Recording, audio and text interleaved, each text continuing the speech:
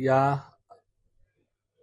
नवीन सगळे ज्या महापौर निवडी आहेत, 9 तारखेला त्याची निवडणूक आहे. माननीय महापौर, माननीय उपमहापौरांची निवड ही सभागृहात होणार आहे.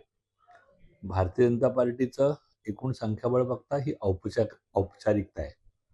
भारतीय जनता पार्टीच्या सगळ्या नेतृत्वाने हा निर्णय केलाय की या निवडणुकीचा कुठेही उल्हास, जोश आणि ज्याला आपण गुलाल उधळणं, फुलं, फटाके असं न करता अत्यंत साधेपणाने ही संपूर्ण निवडणूक प्रक्रिया करून महापौरांची निवड करायची आहे.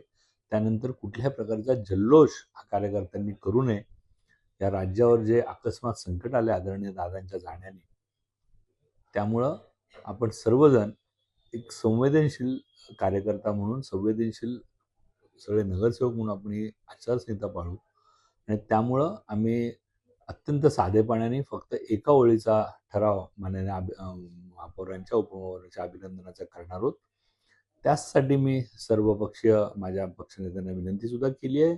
त्या दिवशी सुद्धा करणार आहे की आपण औपचारिकता म्हणून अर्ज भरलेत ते आपण, तर तुमचा अधिकार आहे, परंतु त्या दिवशी आपण हे सगळे एकत्रित येऊन ही महापौर पदाची निवडणूक संपवू आणि त्यानंतर लगेचच दादांना पहिल्याच या मुख्य सभेत आदरणीय दादांच्या वर बोलण्यासाठी अनेक जण आतुर आहेत. माझ्यासह अनेक सभासद ज्यांना जे काय अनुभव दादांबद्दल आले ते सांगायचे, त्यांना एक मनातली वाट मोकळी करून देण्यासाठी त्या दिवशीची जनरल बॉडी या आदरणीय दादांवर आपण चालवावी आणि दादांच्या स्मृतीनिमित्त त्यांना श्रद्धांजली वाहून ही आपण जनरल बॉडी करावी, अशा प्रकारचा मानस भारतीय जनता पार्टीचा आहे.